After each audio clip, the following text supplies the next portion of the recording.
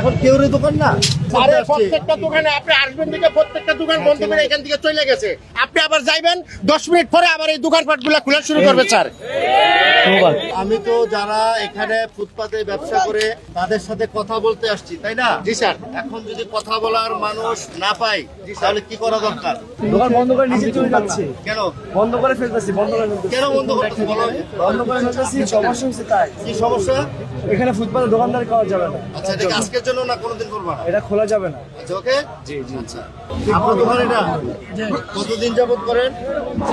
ধরেন 15 বছর 20 বছর ধরে। অনেক বছর করে ফেলছেন। 15 বছর ধরে।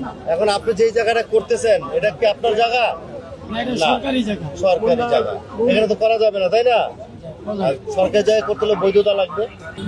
আপনার 2-1 দিনের মধ্যে আমি এখানে আসবো, উনি এসে আপনাদের সবাইকে দাওয়াত দিবেন, ওইখানে আপনারা থাকবেন। যদি আপনারা না থাকেন, কথা না শুনেন, পরের দিন এটা ভেঙে দিবেন।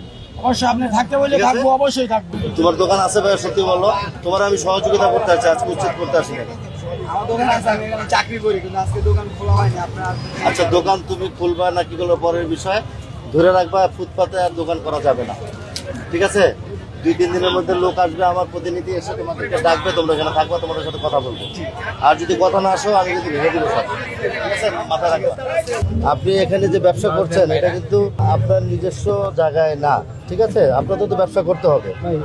এলাকার জনগণ মনে করে যে এখানে কোনো দোকানপাট থাকা যাবে না। এই জায়গাটা তো ব্যবহার করা ঠিক না, তাই না? আমি আপনাদের সাথে আজকে উচ্ছেদ করতে আসি, আমি আপনাদের সাথে কথা বলতে এসেছি যে আপনাদেরকে একটা ব্যবসার ভালো একটা জায়গা আমরা করে দিই যদি চাই, তাহলে তো ভালো না? তাহলে তো এখানে করা যাবে না। জনগণের সুবিধা করে দিতে হবে, আপনারাও ব্যবসা করার একটা সুযোগ করে দিব। কিন্তু এটা আপনাদের সবসময় আমরা দিতে পারি, একটা সময় দিয়ে দিব, এই সময়ের মধ্যে এখানে আর ব্যবসা করা যাবে না। এটা মাথায় রাখতে হবে। আজকে যাদেরকে আমি পাই, আমি দায়িত্ব দিয়ে যাব, আপনাদের সাথে কথা বলবে, আপনাদেরকে এক জায়গায় নিয়ে যাবে, ওখানে বসে আপনাদের সাথে কথা বলে আপনাদের মতামত নিয়ে আমি এটা ব্যবস্থা করে দিব, সেখানে আপনারা দোকান বসাবেন, ঠিক আছে? এর বাইরে কিন্তু এখানে দোকান রাখা যাবে না। দোকানিদেরকে আমরা বারবার চেষ্টা করছি তাদেরকে সহযোগিতা করার জন্য, কিন্তু আজকে আমি অবাক হয়ে গেলাম যে দোকানদাররা আমাদেরকে দেখে দোকানপাট বন্ধ করে দৌড়ে দৌড়ে তারা বিভিন্ন জায়গায় চলে গেল।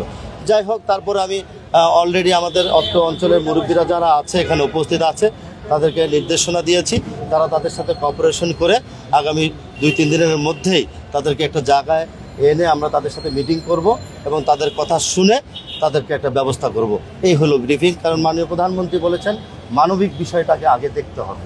আমি সেই কারণে কিন্তু ছুটে এসেছি, তাদের সাথে মানবিক বিষয়টাকে যাতে তাদের খর্ব না হয় এবং জনগণ যারা সিটি কর্পোরেশনের ট্যাক্স দেয় তাদের যে অধিকার আছে সেই অধিকার থেকে যেন জনগণ বঞ্চিত না হয়।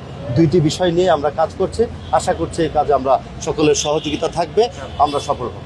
এটা তাদের সরিয়ে দেওয়ার পর তারা আবার বলবে না, উচ্ছেদের বিষয়টা আগে নয়, আগে হলো তাদের সাথে কথা বলে অন্যত্র তাদের একটা ব্যবস্থা করে দিব এবং দোকানদার যাদেরকে আমি পেয়েছি তারাই বলেছে যে আমাদেরকে একটা ব্যবস্থা করে দিতে, আমরা এখানে বসবো না। আমরা সেই পর্যন্ত আমাদেরকে অপেক্ষা করতে হবে।